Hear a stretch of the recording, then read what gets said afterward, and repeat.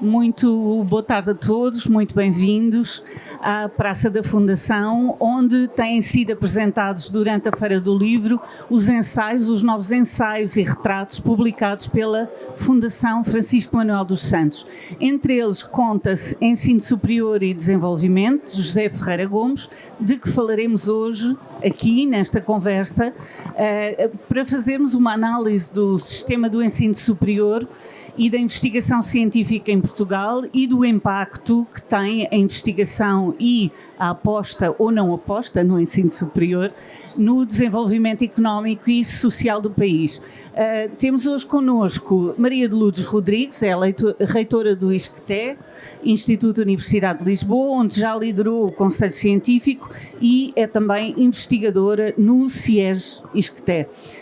António Cruz Serra, atual administrador executivo da Fundação Carlos de Gulbenkian, ex-reitor da Universidade de Lisboa e da Universidade Técnica de Lisboa e ex-presidente do Instituto Superior Técnico.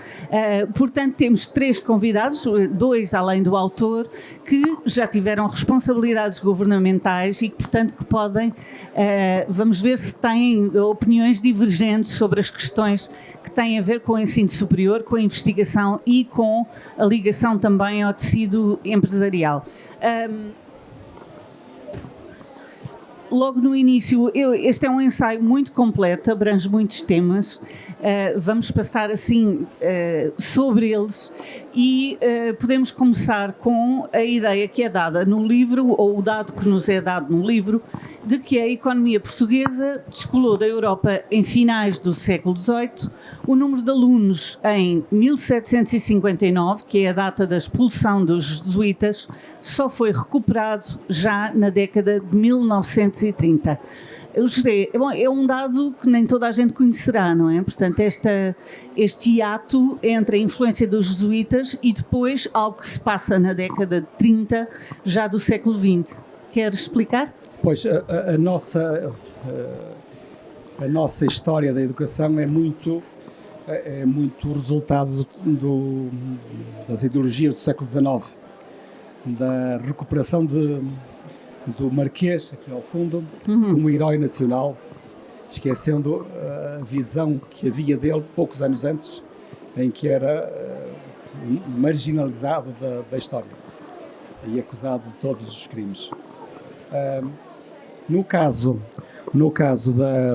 da educação, e esses números referem-se ao ensino básico e secundário, o problema resulta de que realmente os jesuítas tinham atingido um nível de preponderância na educação básica e secundária muito grande, e mesmo superior também, porque tinham a Universidade de Évora e um colégio, pelo menos, na Universidade de Coimbra. Mas com a expulsão tudo isso cessa. Claro que a nossa história, feita no século XIX, não diz isso, diz que foi criado o Colégio dos Nobres e que foi criado o primeiro sistema público educativo em Portugal. Tudo isso é verdade, mas, por exemplo, em relação à criação das escolas de primeiras letras, digamos, passam 12 anos, depois da expulsão dos jesuítas, portanto, do encerramento dos colégios, passam 12 anos sem nenhuma iniciativa legislativa. Ao fim de 12 anos há uma iniciativa de Marquês para criar uma rede bastante magra, mas uma rede escolar, mas as queixas da altura é de que os candidatos eram barbeiros, barbeiro na altura era uma profissão mais respeitável, ainda é hoje, mas uma profissão muito respeitável, mas porque eram os cirurgiões da altura, não? Mas a queixa é que muitos dos candidatos admitidos como professores, como mestres de escola, que vagamente sabiam ler. E, portanto, o processo de reconstrução do sistema educativo nasce tarde e nasce manifestamente coxo. Depois, quando entramos já no século XIX particularmente na regeneração, que é o período em que se reganha um dinamismo da nossa economia. Aí a lógica, a ideologia da regeneração foi uma ideologia de progresso material, de melhorias materiais, o que se traduz na construção de escolas, na construção de vias férreas, essencialmente, que nos levaram à falência em 1890. Mas a relevância da educação ficou completamente esquecida. E mesmo se Passos Manuel cria uma rede de escolas secundárias nas sedes de distrito, isso é criado numa altura em que, pelas gerações que passaram entre a expulsão dos jesuítas e este ato de recriação, não havia nem salas de aula, foram utilizados antigos mosteiros, etc. Não havia professores, e os alunos também já não estavam, as famílias não estavam habituadas já a ver a relevância da educação. E por isso é que todo o século XIX quer do ponto de vista económico, quer do ponto de vista educativo, século de regressão, e que lentamente se recupera a partir da República, mas a República foi curta, teve um impulso legislativo, mas também não teve condições materiais para traduzir esse impulso numa realidade, mesmo no ensino superior. Diz que nasceu torto, esperemos que sem direito, ou seja, na sociedade portuguesa, qualquer que seja o tema, a impressão é que no final das discussões, dos debates, diz-se não, mas a culpa é da educação. E eu perguntava-lhe, Maria de Lourdes Rodrigues, enfim, ex-ministra da Educação, entre 2005 e 2009, o que é que a sociedade pode esperar de facto e de uma forma razoável da educação em termos de desenvolvimento do país e quais são as expectativas a que não pode corresponder?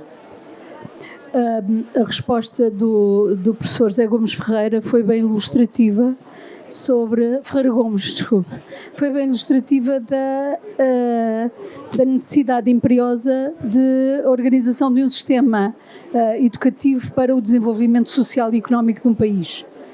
O tema da relação específica, não apenas da educação, mas do ensino superior especificamente com o desenvolvimento económico ou o desenvolvimento social dos diferentes países é um tema muito antigo.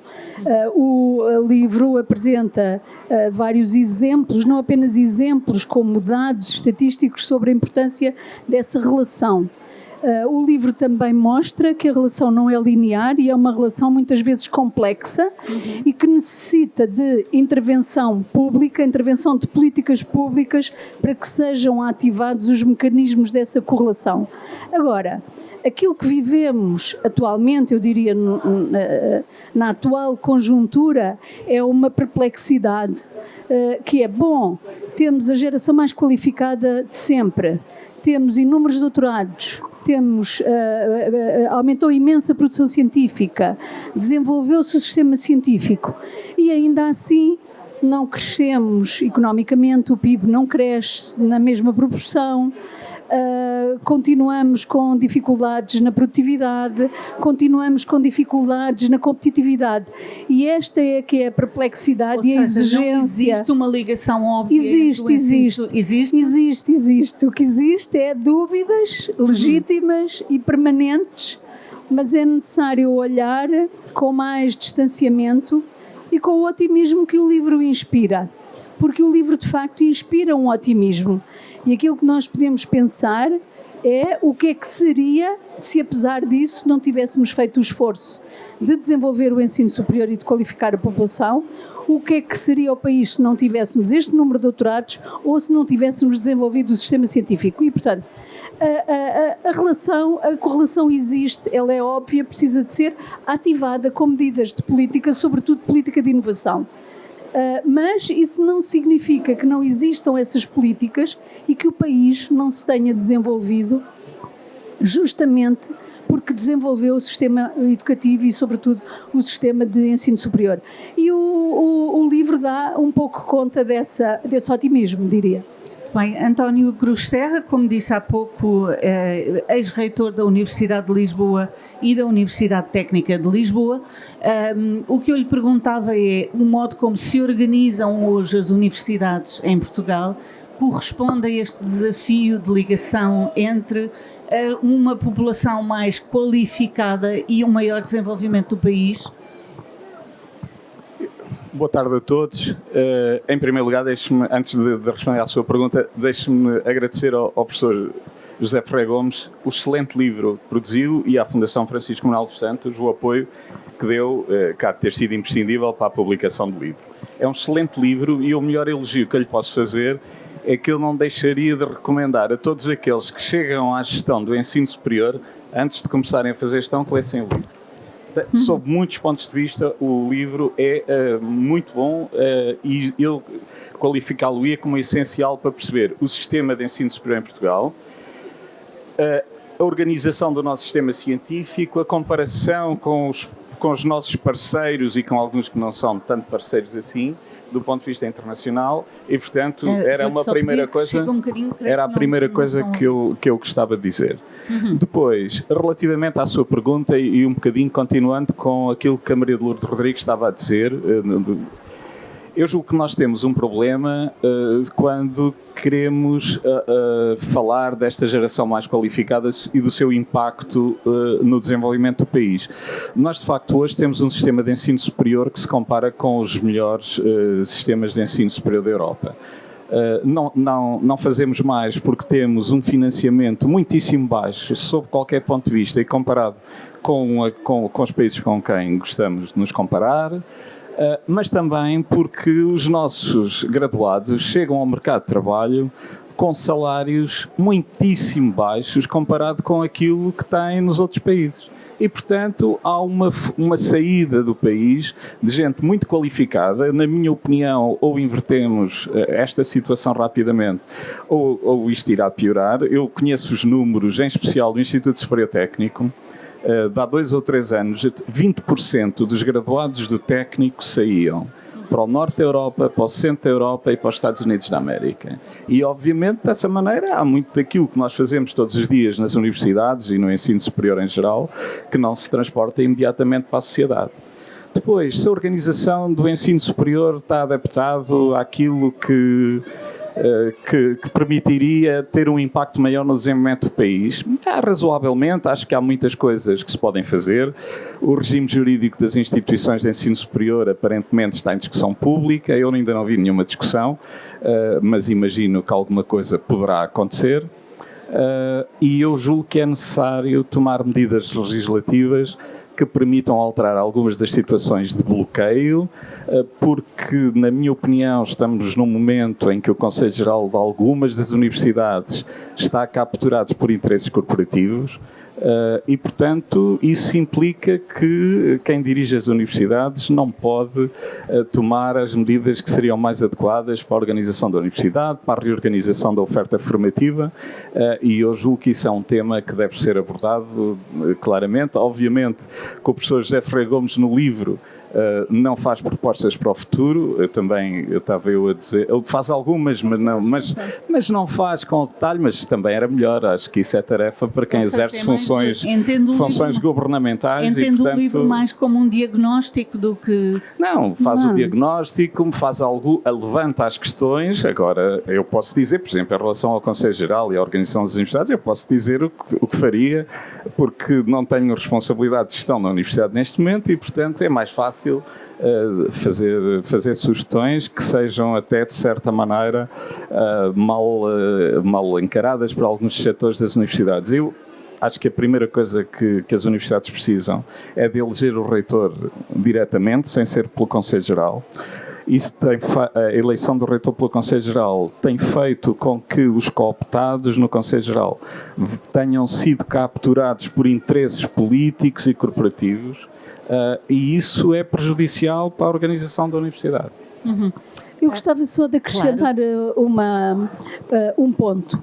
As universidades têm 3 missões que lhes são constitucional e estatutariamente atribuídas: o ensino, a investigação e o desenvolvimento, que pode ser descrito de muitas formas, transferência de conhecimento para a sociedade, de muitas formas.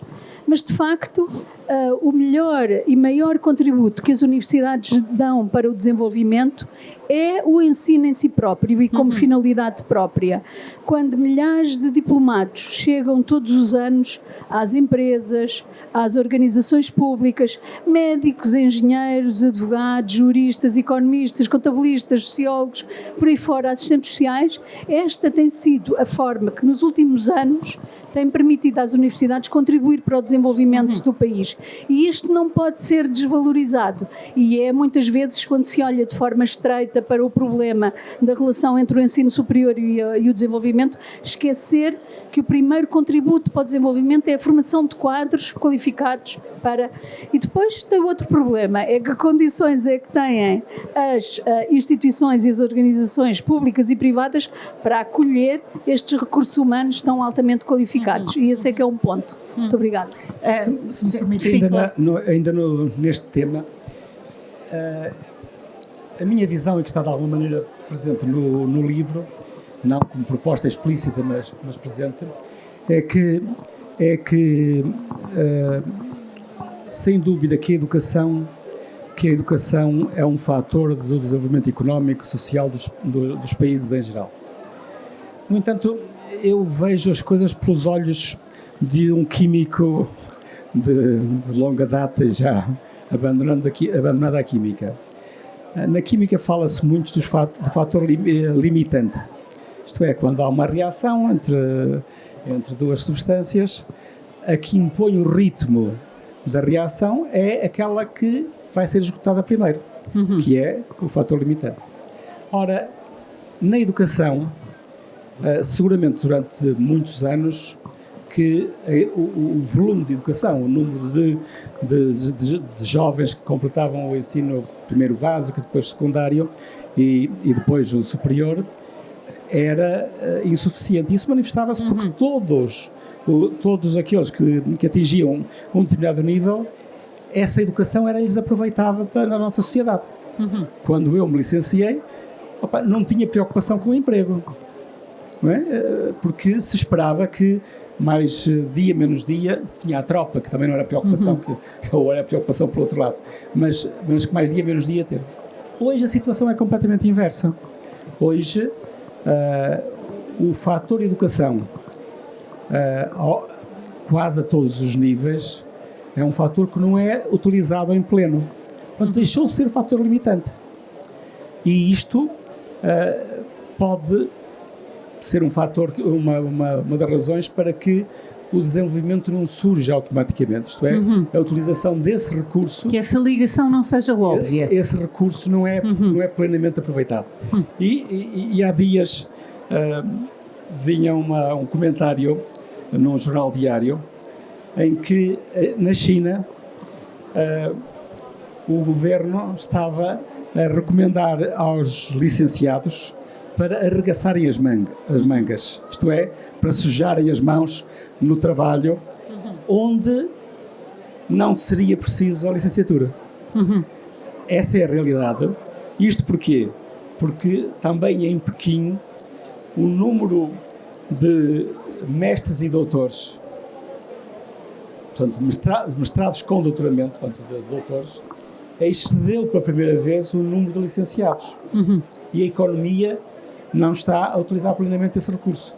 E, portanto, como aqui, como dizia o professor Cruz Serra, temos licenciados, mestres e doutores com um trabalho, uma participação na economia que, pela medida da remuneração, é seguramente inaproveitado. Há pouco falava da fuga de cérebros para o estrangeiro, não é? Um dos grandes problemas da universidade que se fala muitíssimo é o inbreeding, ou seja, os investigadores e os doutorandos, enfim, os licenciados, não saírem dos casulos, não é? Portanto, continuarem a fazerem a sua carreira dentro da mesma instituição, o que, de algum modo, pergunto-lhe, também facilita a ideia de que esses casulos não têm ligação depois com o tecido empresarial, por exemplo, ou não? Eu acho que são dois problemas diferentes. Acho que o inbreeding é um problema na universidade, é provavelmente um problema menor do que aquilo que muitas vezes se faz crer. É daqueles temas que é sexy falar para falar mal da universidade e, portanto, mas existe. É uma realidade, ou não? Não é uma só realidade, mas é limitada. Por exemplo, eu venho de um sítio... Eu fiz a licenciatura na Universidade do Porto e vim ensinar para o técnico. E, portanto, sou um bom exemplo contrário. No técnico não sinto nada isso. É evidente que há medidas que podem ser tomadas, até do ponto de vista legislativo, e alguns dos países mais desenvolvidos têm medidas dessas, no sentido de impedir que alguém que fez o doutoramento ou que numa universidade possa ensinar, pelo menos imediatamente, nos anos seguintes nessa universidade e tenha que, se quiser fazer carreira no ensino superior, ter que ir para outra universidade. Eu, durante muitos anos, fui contrário a uma medida dessas e vou explicar porquê. Eu, na altura, tinha responsabilidade de gestão e não só no Instituto Superior Técnico, e a minha convicção, há muitos anos atrás, devo dizer, não estou a falar hoje, a situação é muito diferente, para melhor. Há muitos anos atrás, isso do ponto de vista do técnico era muito limitador no recrutamento de docentes com qualidade. Tínhamos muito, não vou falar das outras instituições, mas tínhamos muito poucas instituições onde pudéssemos fazer recrutamento a um nível que fosse aceitável. Eu julgo que provavelmente hoje estamos em condições de poder implementar uma medida desse tipo. Mas não acho, francamente, que seja um problema grave. Ou que seja um problema maior, é isso? Sim, não vejo que seja um problema maior.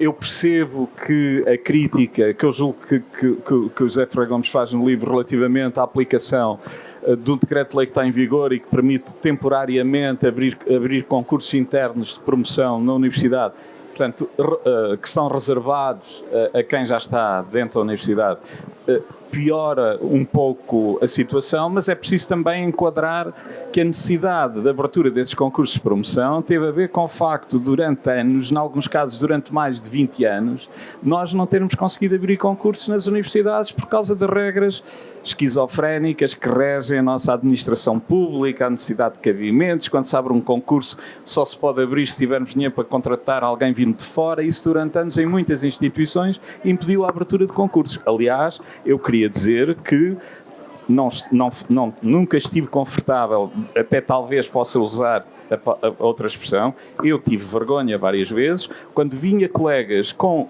o desempenho mais brilhante durante toda a sua carreira e que terminam a carreira sem ser promovidos a professor catedráticos e muitos deles nem sequer a professor associado. E, portanto, esta medida de permitir os concursos de promoção interna, que devo dizer que também são balanceados, porque o número de concursos internos tem que ter uma relação entre os concursos abertos ao exterior, foi uma medida que talvez transitoriamente se possa, em teoria, argumentar que aumentou o inbreeding. Francamente, se formos ver caso a caso e se compararmos com o que teria acontecido se não houvesse concursos de promoção interna, provavelmente concluiríamos que não. Maria de Luz, eu gostava que comentasse uma afirmação que é feita pelo professor quando diz, no livro, quando diz o setor privado de ensino superior cresceu em Portugal na década de 85-95, numa altura em que o setor estatal não conseguia dar resposta à explosão da procura estudantil. Hoje em dia o número parece ter estabilizado, 20% da população estudantil estuda em universidades privadas.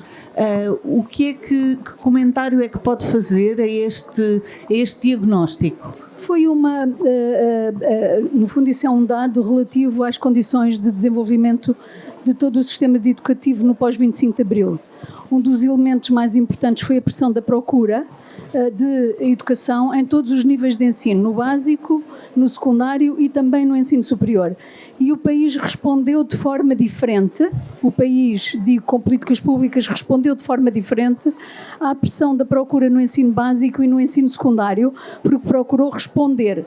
Foi um movimento enorme de construção de escolas, de recrutamento de professores, de construção de programas, de manuais.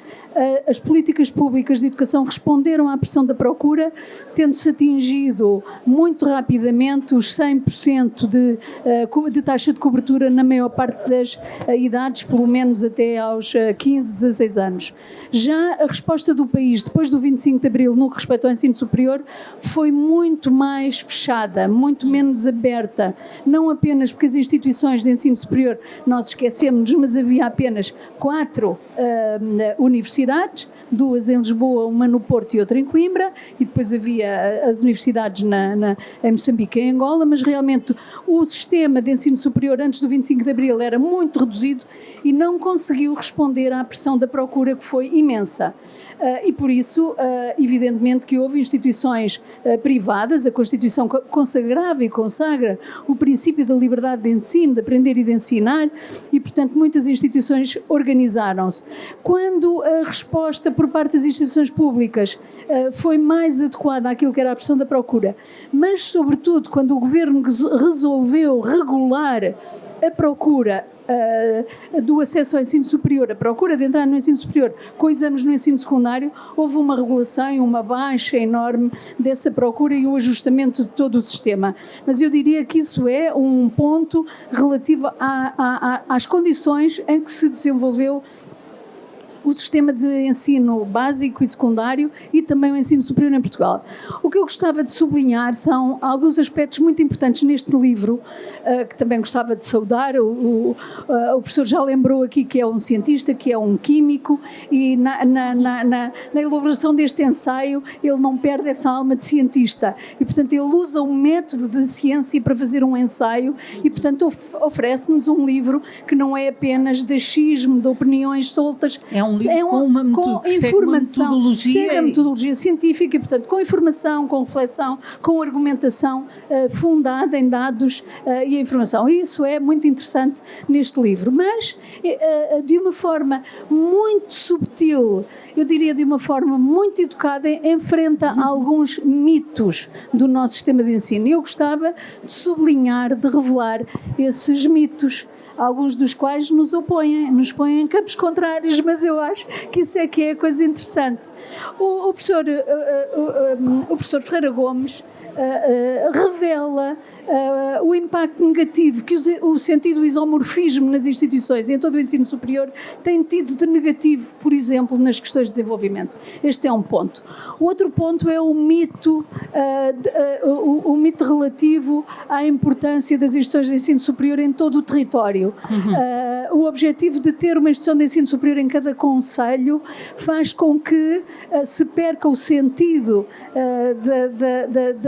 da universidade plena, e, portanto, defendendo que aquilo pode permitir um desenvolvimento mais equilibrado não é espalhar ensino superior por todo o país, é concentrar instituições de ensino superior em instituições relevantes, de qualidade e que possam fazer a diferença. E eu podia ir por aqui fora, porque há outros mitos que ele enfrenta. Aquele que eu acho que nos coloca em campos opostos e que eu gosto particularmente é a visão para o desenvolvimento, os tais mecanismos de ligação que é necessário ativar para que ensino superior e desenvolvimento tenham uma correlação positiva. É como é que isso se faz do lado da intervenção pública, tanto no ensino superior como na ciência. É com mais planeamento, mais orientação e mais escolhas, uma vez que os recursos são escassos, ou, pelo contrário, é o modelo que temos seguido nos últimos 30 anos, de desenvolvimento aberto, autónomo, apostando em que a escala vai criar esses laços. E isto é uma discussão que está latente, ela não é colocada no debate público como, na minha opinião, devia ser. Mesmo estando em desacordo, concordo em absoluto que este era um tópico que devia estar no debate público para podermos tirar partido da reflexão, de diferentes reflexões, de diferentes formas de pensar os problemas para os poder enfrentar e resolver. O que é que, relativamente ao crescimento do investimento na investigação nas universidades, que foi real e que todos os investigadores lidam com os efeitos positivos desse investimento, o que é que apontaria como positivo e como ainda a fazer nesse campo, no campo do apoio aos investigadores? Acho mesmo que era preciso evoluir no paradigma, vou dizer assim, peço desculpa, vou dizer no paradigma da política científica Mariano Gago. Há um tempo Mariano Gago para a política científica e nós precisamos de evoluir nesse paradigma e, na minha opinião, há um elemento que está presente neste livro, que é uma proposta deste livro, é que se encare de forma diferente a vinculação e a criação da carreira de investigação, mas que se encare de uma forma planeada, digamos assim, que se encare de uma forma política, que se façam escolhas. E o outro aspecto, que não está tão presente no livro, mas que eu defendo como evolução do paradigma Zé Mariano Gago, vou insistir neste nome, é fazer entrar as universidades como verdadeiros players, como verdadeiros atores no sistema científico. Mais de metade daquilo que se passa em ciência neste país é tributário da atividade dos docentes e dos investigadores que vivem no perímetro das universidades. Era preciso que este papel fosse reconhecido, era preciso que as universidades tivessem recursos financeiros e meios e condições para ser players efetivos nas escolhas que se fazem neste momento em investigação. Isso significa, em termos simples, terem uma percentagem, a lei espanhola acabou de aprovar, que uma percentagem pequena dos orçamentos das universidades devem ser dedicados à investigação. Isso era uma coisa que podíamos fazer, era uma grande inovação e podia permitir dar um grande salto em termos de desenvolvimento do sistema científico. Muito bem. António, por outro lado, um dado importante neste livro e que, enfim, me dirá se entende como uma crítica justa ou não, é destacado que as universidades nunca foram avaliadas pelo seu desempenho na investigação, nem pela qualidade do ensino. O que é que responde a esta afirmação? Mas eu julgo que isso não é uma crítica às universidades, isso é o constatar de uma situação que temos hoje e que a Maria de Lourdes Rodrigues estava a levantar. Nós temos que evoluir relativamente à organização do sistema científico, porque quando Zé Mariano Gago promoveu a grande mudança que tivemos nos últimos 30 anos no sistema científico e que fez com que estejamos hoje numa situação de robustez do sistema científico, com que todos nós, julgo eu, todos nós que estávamos no sistema há 30 anos não acreditaríamos que pudéssemos estar hoje. Mas ele, quando fez isso, lidou com uma situação que é muitíssimo diferente da atual. Ele teve necessidade de retirar o financiamento da ciência de dentro das universidades, porque havia um poder instalado, eu diria, tinham reitores muito retrógrados, de outro tempo, e que se o dinheiro para a investigação entrasse no orçamento das universidades, iria seguramente ser usado para outras coisas, provavelmente para pagar mais uns docentes, ou para fazer mais um edifício para o ensino, etc. Hoje estamos numa situação muito diferente, o sistema está esquizofrénico, a palavra não é exagerada. Como é que se deve entender esse adjetivo? Não explico. Porque uma parte enorme. Eu sempre discordei um bocadinho do número da Maria de Lourdes sobre a percentagem de investigação que é feita nas universidades, porque ela é muito modesta e diz que é mais de 50%. Eu diria que é para aí 90%. Eu inspiro-me os inquéritos que os inquéritos. Mas as pessoas que fazem os inquéritos sabem menos disto do que nós e, portanto... e também, para os que não sabem, há muita investigação feita nos bancos. Acha que fazem parte do sistema científico? Não, mas tiram partido das isenções fiscais que resultam de terem para lá uns cientistas a fazerem análise. Portanto, grande parte do sistema científico é feito por pessoas que têm um salário pago pelas universidades. E aquilo que acontece é que as universidades, os reitores, os conselhos gerais, os diretores das faculdades e das escolas não têm a capacidade de determinar e de fazer uma estratégia que permita ter uma estratégia de desenvolvimento científico. E, portanto, está na altura de alterar a situação.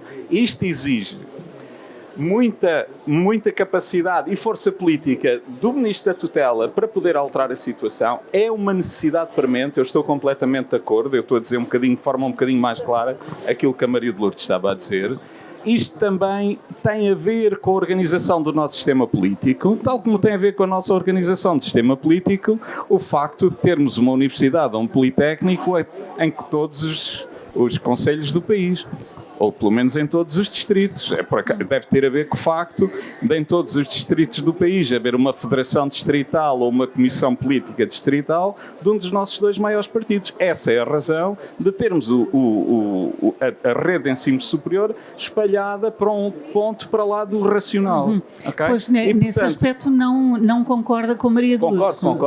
Concordo. Ela não disse foi porquê, mas a razão é esta, não é? Eu lembro-me de um primeiro-ministro que era de um sítio e foi lá criado uma universidade. E lembro-me de muitas vezes, em muitas situações, antes das eleições legislativas, as pressões das organizações locais dos partidos fez com que se fosse por este caminho. Em alguns casos, devo dizer que foi muito feliz do ponto de vista do desenvolvimento regional, mas não do ponto de vista do desenvolvimento do sistema científico e do ensino superior, em alguns casos. Bom, mas voltando à organização do sistema científico, eu não posso estar mais de acordo que precisamos de evoluir. A situação é hoje muito diferente, como é muito diferente em muitas situações. Eu aqui há tempos estava a ler,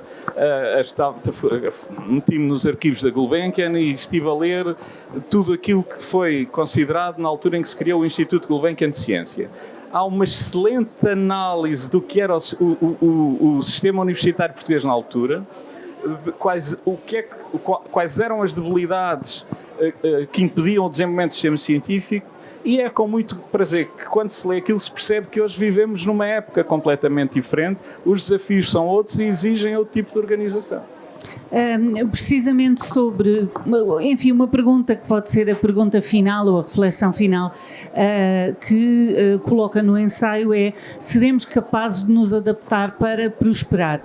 E diz o seguinte: as universidades e os institutos politécnicos e os seus membros mais permanentes e responsáveis têm de saber encontrar formas de se adaptar para prosperar.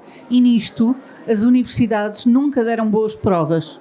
O visitador real medieval tinha direitos que hoje não queremos sequer imaginar possíveis, como não queremos imaginar o resultado de um primeiro-ministro iluminista que decidisse vir instalar-se em qualquer das nossas instituições durante um bom par de anos para conseguir reformá-lo. Mas tudo isto já ocorreu no passado. Pergunto, qual é a sua ideia mais positiva, mais luminosa, iluminada também, do que se espera no futuro do ensino superior em Portugal? Nós temos hoje uma taxa de transição para o superior que é das mais altas da Europa. Está a caminho de 55% da coorte ou coisa do género. E a universidade ou o ensino superior em geral, a meu ver, está longe de ser suficientemente adaptado a esta transformação. Isto é, quando eu cheguei ao ensino superior, tínhamos à volta de 1,5% ou 2% da coorte a chegar ao ensino superior. Hoje temos perto de 60%. E por isso é preciso um ensino superior muito mais diverso, que responda de maneira muito mais ajustada às ambições, àquilo que os jovens e as famílias querem do ensino superior. E isso não está feito e está a caminho de piorar, infelizmente. Não está feito porque, como dizia há bocadinho o professor Cruz Serra em relação ao técnico, e eu tenho de concordar um bocadinho contra as minhas vontades, que tenho de concordar com ele. O técnico seguramente que teria dificuldade nesse tempo que ele estava a referir-se em recrutar docentes fora do seu seio. Mesmo assim não lhes faria mal saírem para poder regressar, e mesmo assim eu sempre tenho o trauma de quando era aluno ter consciência de que alguns equipamentos de química, alguns daqueles fresquinhos com que se fazem as reações, tinham um nome diferente no Porto e em Coimbra. Porquê? O único contacto entre as duas universidades é quando um velhinho de Coimbra vinha ao Porto para um concurso. E nessa altura havia muito nervosismo, dos docentes que iam ser examinados ou escrutinados no seu trabalho por alguém que usava outra linguagem. Vou pegar precisamente nessa imagem, na ideia do que cada universidade põe o seu rótulo daquilo que esperam dela e daquilo que oferece. O José deu a indicação de que uma das qualidades desejável no futuro é a diversidade. Maria de Lourdes, qual é, se tiver que escolher uma qualidade em que deve ser feito o investimento no ensino superior, qual escolheria? Há uma frase aqui no livro que me agrada particularmente, que diz assim: só a variedade assegura a riqueza de um sistema. Portanto, manter a variedade e a pluralidade de instituições, e isso só é possível se elas não forem todas iguais umas às outras, e portanto é preciso especializar.